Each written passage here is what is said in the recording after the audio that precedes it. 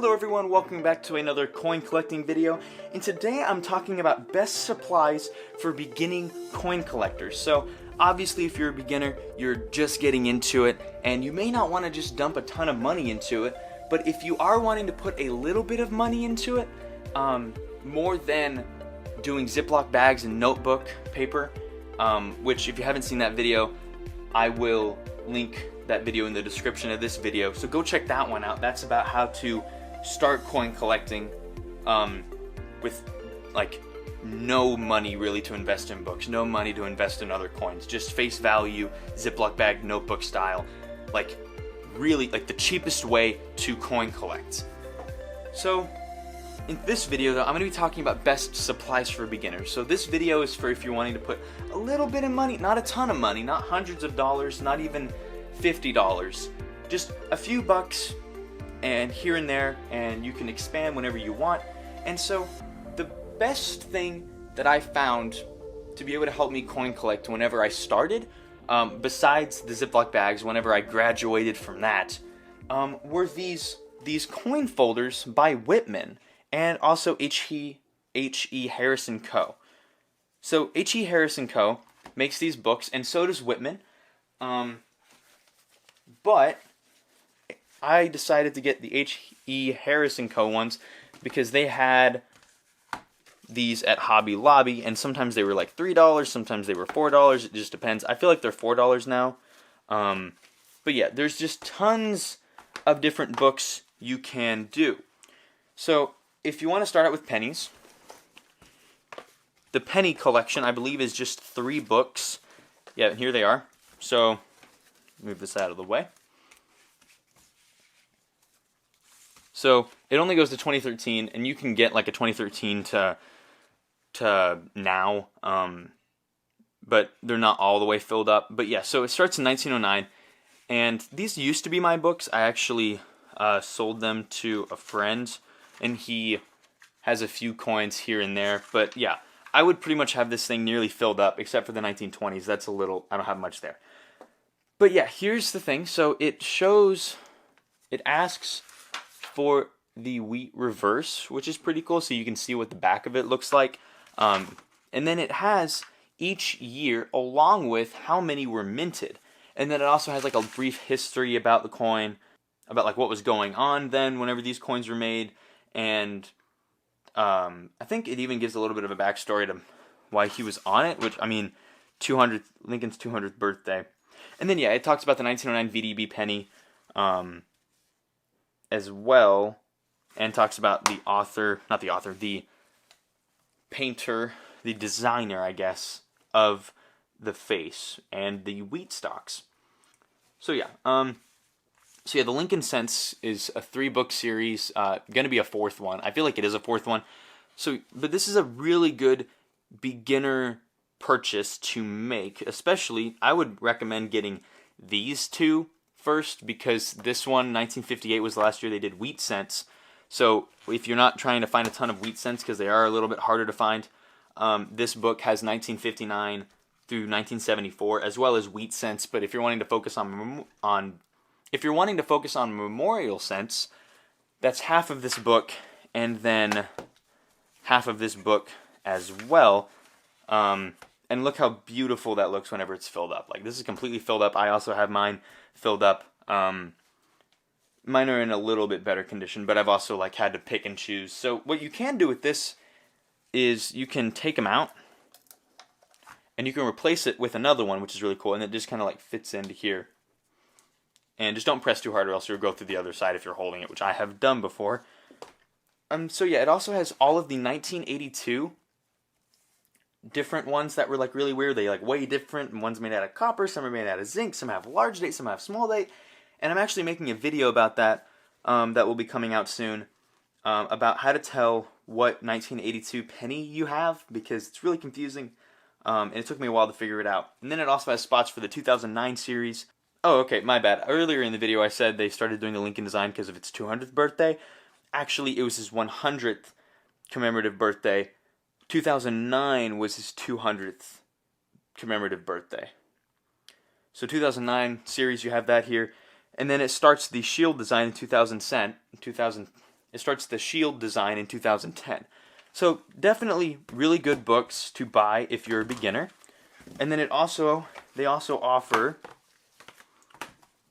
the Washington State Quarters Collection, and starts in 1909, so fairly recent.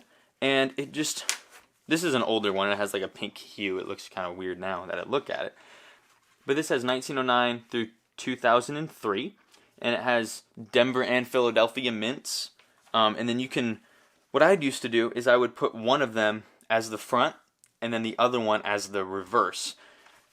And then it looks really cool whenever it's all the way filled up.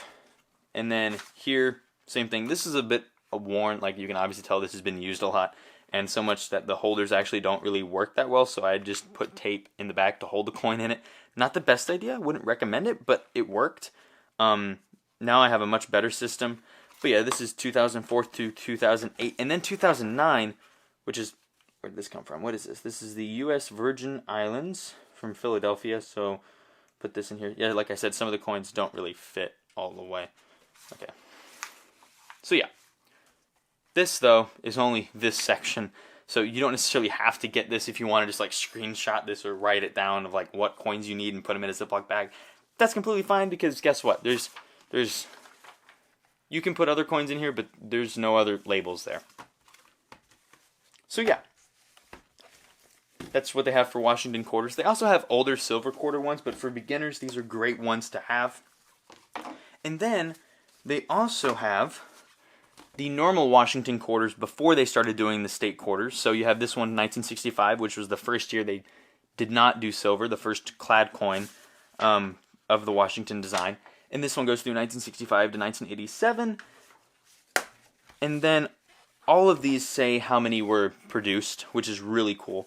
And then this is 1988 through 1998, and then they started doing the state quarters then. And then it also has a spot for the reverse. And then dimes, they really huge span. What I used to do is I would fill this thing up, and then for 2000s I would just keep them in a Ziploc bag, because I didn't really want to buy a starting 2000 one because it was never full. But yeah, this one goes to 1965 all the way through 1999. It tells you how much were produced. None of these are silver. Again, first year they started doing Clad coins. And then Jefferson nickels. They do have a 1938 through 1961. I don't have that one with me today. But 1962, and the first book, so this is the second and third of the Jefferson nickels that weren't, of the Jefferson nickels, my bad. So Jefferson nickels started in 1938, and in 1942 through 45, I believe, some of them were silver because of World War II, and they needed the nickel, so they made them out of silver.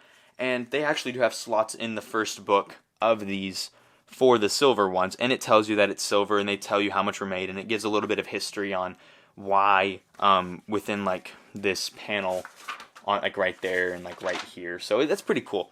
So yeah, this one goes through 1962 to 1995. Again, Denver and Philadelphia mint openings for that, and then starting 1996.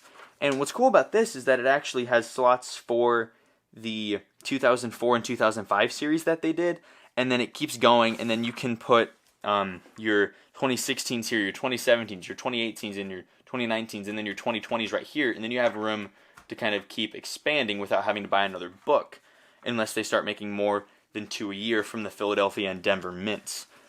So yeah, that's all of the coin books that I have. They also do have dollar coins for the presidential ones. They have Sacagawea dollar ones. They have Native American ones. They also have a Susan B. Anthony book. And they also have like Eisenhower and Morgan dollars. They have every type of coin book way back to like the beginning. Like, it's crazy how many of these coin books they have. But yeah, for beginners, I would recommend just buying one of these for whatever you're doing. So if you're doing Lincoln cents, buy these. If you're doing the state quarters, then buy these. And if you're doing nickels, buy these. And then that other one, if you're doing dimes, buy this one. If you're doing quarters, like the Washington quarters, the Eagle design, then buy these. They also have the National Park series that they're doing. I believe it's actually called the America the Beautiful program. But I used to have one, and I actually have this, which is a 2010 to 2021, which is when they did this. Except the only downside about this is that it doesn't have Denver and Philadelphia mint mark options. It's just one. So I may use this for S mint marks, but this is a really nice book, and this actually costs I think like $20. So not for beginners unless you're wanting to collect S mint marks, which you do have to buy. I have found a few coin roll hunting, but very hard to find. So yeah, I would definitely recommend picking up one of these books. These are all going to be linked in the description below, so definitely go check these out. And as well as my normal supply list that I continually use for my coin collection. And if you have any questions about these books or about where to get them, Hobby Lobby I think still carries them, so definitely go there. I'll also leave, like I said, the links to these on Amazon if they offer them on Amazon, which I believe they do. If they don't offer them on Amazon, I'll leave the Whitman books, which are the same thing, just different company. And I'll leave those links from the ones to Amazon. So yeah, that's pretty much it for this video though. If you have any questions, go ahead and leave those in the comment section below, and I will try to get to those. And if I don't, one of the coin community members will answer, and I do try to get back to every question. So if you have a question, go ahead and ask, and I'll try to respond. If you did enjoy the video, please leave a thumbs up, and if you want to see more coin videos like this for beginners, or just cool coin facts, or grab bag videos, or coin roll hunting videos, hit the subscribe button and also hit the bell to be notified whenever a new video is posted. But yeah, like I said, that's pretty much it for this video. Thank you guys so much for watching, and as always, keep on collecting.